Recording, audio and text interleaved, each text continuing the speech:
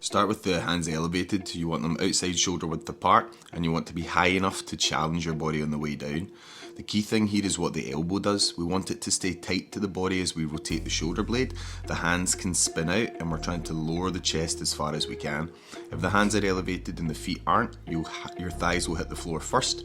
Elevate the feet for an additional challenge and slowly work to build up your range. Okay, Bryce is giving us a 10 out of 10 demonstration here of thread the needle. So his supporting arm stays nice and straight, shoulders and hips are staying really nice and straight, and then the big thing is as he does his rotation, he's not necessarily like dipping the head to the floor, he's letting the shoulder rotate towards the floor, but everything else is staying nice and parallel. At that bottom position there, he's getting a really big stretch up into the mid-back, and then as he rotates round the corner, we're getting the obliques and the abs firing a little bit as well.